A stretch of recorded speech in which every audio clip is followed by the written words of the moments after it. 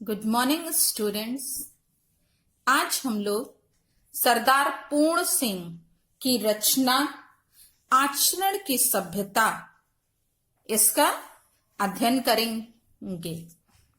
सरदार पूर्ण सिंह ने प्रस्तुत निबंध आचरण की सभ्यता भावपूर्ण शैली में लिखा है।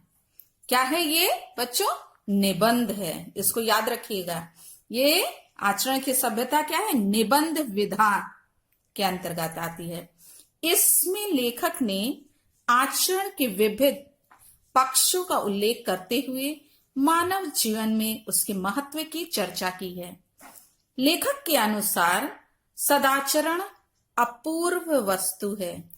जिस व्यक्ति को आचरण का यह भंडार मिल जाता है, उसके लिए कुछ भी अप्राप्य नहीं रह जाता। सदाचरण सभी विधाओं, कलाओं, साहित्य एवं राजत्व से भी श्रेष्ठ है। लेखक के अनुसार सदाचरण की भाषा मौन होती है। यह मन के कलापों से स्वयं प्रकट होता है, वाणी से नहीं।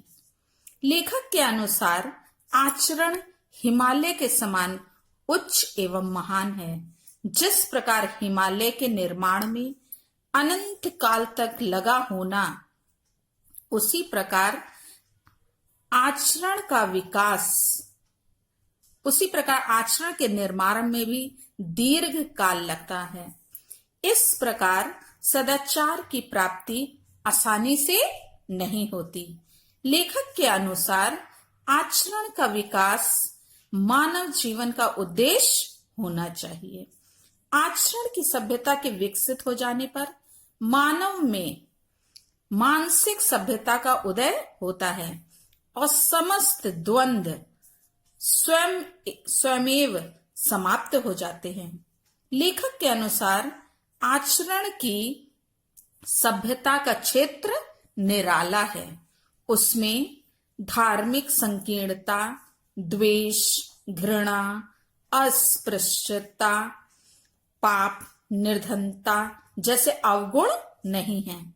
प्रस्तुत निबंध के माध्यम से लेखक ने सर्जनात्मक एवं रचनात्मक कार्यों में लगने का भी संदेश दिया है। ये बच्चों पाठ का सार है, सारांश जिसको बोलते हैं, ठीक है। इसमें पूरे निबंध में इस आचरण की सभ्यता जो इन्होंने निबंध लिखा, उसमें क्या समझाने का प्रयास किया, उसको शॉर्ट में ये दिया है बच्चों। ये बच्चों कुछ कठिन शब्द हैं जिसका अर्थ यहां हमने लिखा है। देखिए, राजत्व। राजत्व मतलब होता है राजपद जैसी गरिमा। ज्योतिषमती मतलब ज्योतिर्मयी। कंगाल, कंगाल मतलब निर्धन जो व्यक्ति होता है उसको बोलते हैं। मृदु, मृदु मतलब कोमल या मीठा होता है। निघंटु यानी वैदिक शब्द कोश को बोलते हैं। क्लेशातुर यानी क्लेश मतलब होता है दुख, दुख से आकुल। उन्मदिष्णु यानी मत वाला। मानसो उत्पन्न, मानस प्लस उत्पन्न है, दो शब्द मिला हुआ है, मन से उत्पन्न। अश्रुत पूर्व यानी जो पहले ना सुना गया हो। विद्या, कला, कविता, साहित्य, धन और राजत्व से भी आचरण की सभ्यता अधिक ज्योतिषमती है, यानी कि ये ज्यादा ज्योतिर्मय है। ये चाहे विद्या हो, चाहे कला हो, चाहे कविता हो, साहित्य हो, धन और राजत्व यानी राजपद जैसी जो गरिमा है, उससे भी ज्यादा जो है आचरण की सभ्यता जो है वो चमत्कारी होती है। वो उससे भी ज्यादा बड़ी चमत्कारी वस्तुएं हैं। आचरण की सभ्यता को प्राप्त करके एक कंगाल व्यक्ति यानी एक निर्धन व्यक्ति जिसके पास कुछ नहीं है, वो राजाओं के दिलों पर भी अपना प्रभुत्व जमा सकता है। मतलब कि यहां ये कहना चाह रहे हैं कि यदि अच्छा आपका आचरण है, सभ्य आचरण है, तो वो पाकर एक गरीब व्यक्ति जो निर्धन है, जिसके पास कुछ नहीं है, वो भी धनवान लोगों के हृदय पर राज्य कर सकता है। इस सभ्यता के दर्शन से कला, साहित्य और संगीत को अद्भुत सिद्धि प्राप्त होती है। मतलब कि जब आपका आचरण अच्छा होगा तो कला, साहित्य और संगीत, ये सारी चीजें स्वतः ही अपने आप ही आप उन ऊंचाइयों पर अब बड़े आसानी से पहुंच सकते हैं। वहां तक आप उन ऊंचाइयों पर जा सकते हैं। मतलब चाहे कला का क्षेत्र हो, चाहे साहित्य का क्षेत्र हो या संगीत का क्षेत्र हो, सभी में आप क्या हो सकते हैं, उन ऊंचाइयों को, नई ऊंचाइयों को आप प्राप्त कर सकते हैं। राग अधिक मृदु हो जाता है। जो अच्छे आचरण वाला व्यक्ति है, उसका व्यवहार जो है वो कैसा होता है, कोमल होता है, निर्मल होता है, स्वच्छ होता है, मीठा होता है, सुनने में अच्छा लगता है।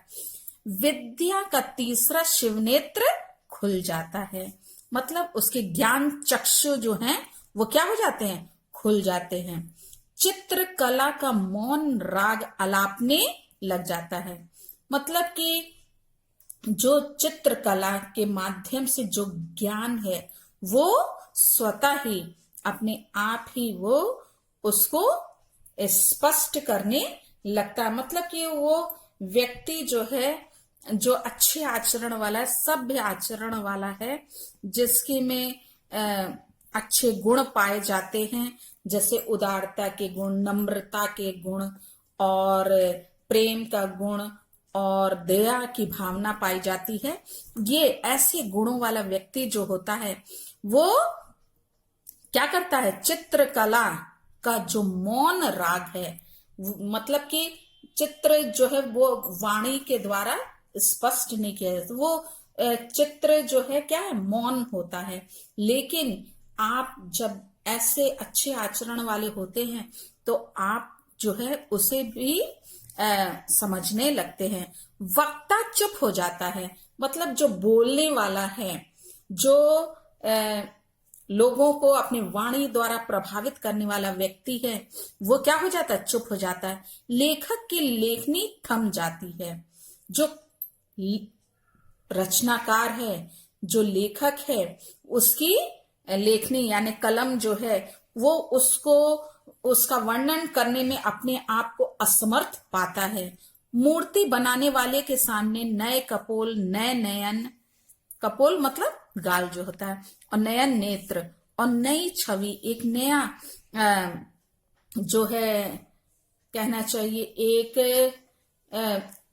जो वो बनाना चाह रहा है, जो दिखाना चाह रहा है, उसको एक नया रूप देना चाह रहा है, वो दृश्य क्या हो जाता है, उपस्थित हो जाता है। लिखा है यहाँ पे बच्चों, बताने का प्रयास किया गया है कि बिना शब्दों के भी बड़े से बड़े वक्ता को ये जो आचरण की सभ्यता, जो व्यवहार है, अच्छा व्यवहार जो है, वो क्या कर देता है, चुप कर देता है, शांत कर देता है। और लेखक उन भावों को व्यक्त करने के लिए उसके पास क्या होते हैं, शब्द कम पड़ते हैं। शब्दों के माध्यम से वो क्या है, उनकी अच्छाइयों को, उनके गुणों का वर्णन करने में अपने आप को असमर्थ पाता है। आगे लिखा है कि आचरण की सभ्यता में भाषा सदा मौन रहती है। हाँ, इसको वाणी द्वारा क्या किया नहीं जा सकता है, वर्णन नहीं किया जाता, शब्दों के माध्यम से इसको बताया नहीं जा सकता है। आचरण की भाषा कोई लिखित ग्रंथ नहीं है। इस भाषा का निघंटु श्वेत पत्रों वाला होता है। मतलब ये निघंटु मतलब होता है वैदिक शब्दकोश, जो है भाषा का जो वैदिक शब्दकोश है वो कैसा होता है, श्वेत पत्रों वाला, जिस पर क्या है, कोई भी शब्द अंकित ना हो। तो इसमें नाम मात्र के लिए भी शब्द नहीं, मतलब कि ये शब्द रहित होता है। आचरण की भाषा क्या होती है, सदैव मौन यानी मूक रहती है। और इसका प्रयोग जो है कैसे किया जाता है? व्यवहार के माध्यम से किया जाता है। हमारा उठना बैठना जो है, चलना फिरना, हमारे क्रियाकलाप जो हैं इस बात को प्रकट करते हैं कि वो कैसा व्यक्ति है। ये सभ्य आचरण नाद करता हुआ भी मौन है। हाँ, ये क्या है? इसमें इसके शब्दकोश में, आचरण के शब्दकोश में कोई नाम मात्र के लिए भी शब्द नहीं है। वस्तुतः उसके सारे पन्ने जो हैं वो कैसे हैं? एकदम कोरे कागज हैं, मतलब एकदम साफ है, उस पर कुछ लिखा नहीं है। व्याख्यान देता हुआ भी व्याख्यान के पीछे छिपा है। हाँ, वो अपनी सारी बातों को है वो अगले तक पहुंचा देता है। उसका व्यवहार जो है अगले व्यक्ति के आत्मा पर अमिट छाप छोड़ता है, फिर भी उसमें क्या है? वो पीछे छिपा होता है, वो दिखाई नहीं देता है। राग गाता हुआ भी राग के सुर के भीतर पड़ा है। यहां वो कह रहे हैं कि यहाँ पे उसका जो आचरण की सभ्यता है वो आकर्षक राग गाता हुआ भी राग के अंदर ही विद्यमान रहता है। मृदु वचनों की मिठास में आचरण की सभ्यता मौन रूप से खुली हुई है। यहाँ क्या कह रहे हैं कि वो मीठे वचनों में उसी प्रकार मूक भावना यानी मौन भावना छुपी रहती है, उसमें वो पाई जाती है। जिस प्रकार क्या है आगे लिखा है, मृदु वचनों की मिठास में आचरण की सभ्यता मौन रूप में खुली है।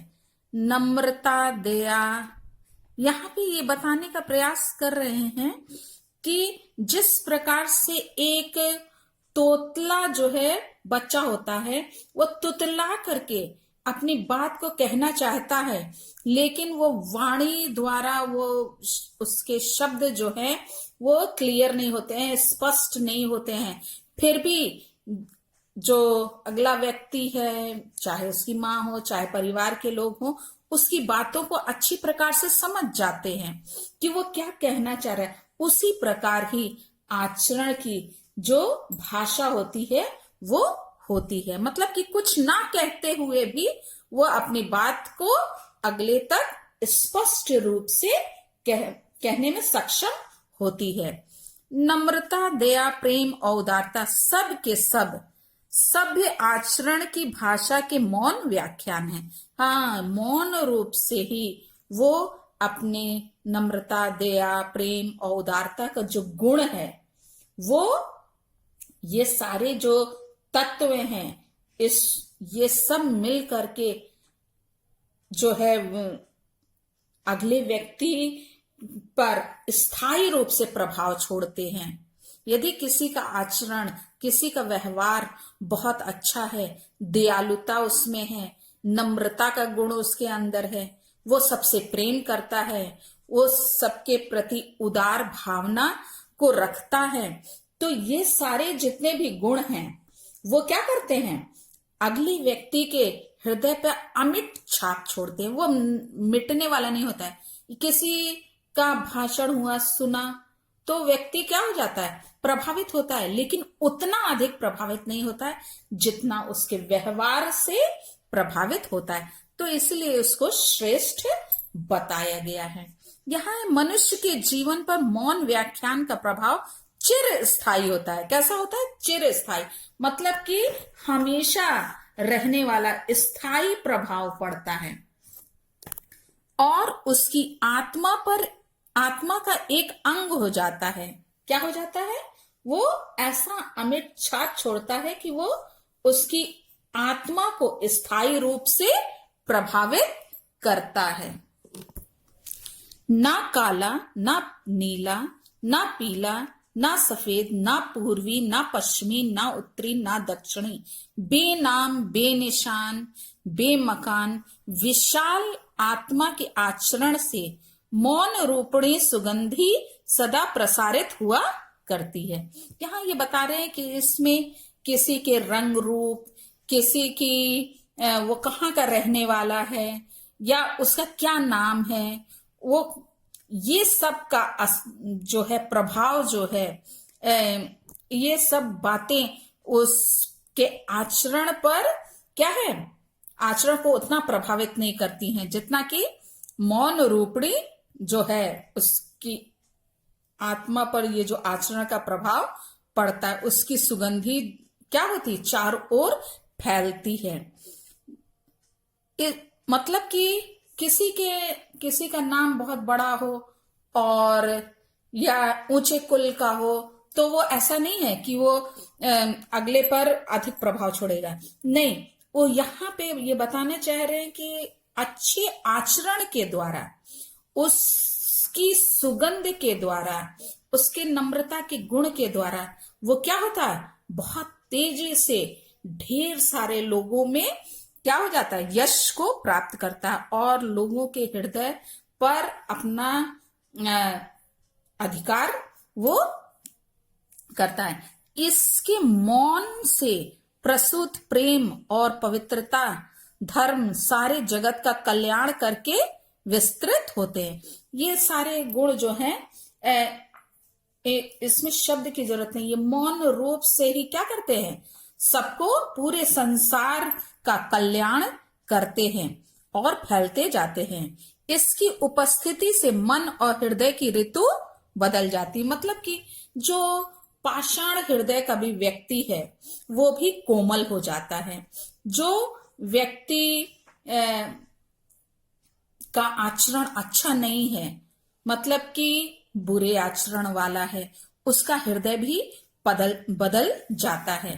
तीक्ष्ण गर्मी से जले भुने व्यक्ति आचरण के काले बादलों की बूंदाबांदी से शीतल हो जाते, मतलब कि जो संसार के द्वारा जो है प्रताड़ित है, संसार से उसे केवल क्लेश मिला, दुख मिला है, या वो क्या है, बहुत परेशान व्यक्ति है, वो अच्छे आचरण के व्यक्ति के जब संपर्क में आता है तो उसके आचरण के काले बादल जो हैं, उसके जब उसके अच्छे आचरण की रूपी जो वर्षा होती है, मतलब उसके व्यवहार से वो जब प्रभावित होता है तो वो क्या हो जाता है, वो शीतल हो जाता है।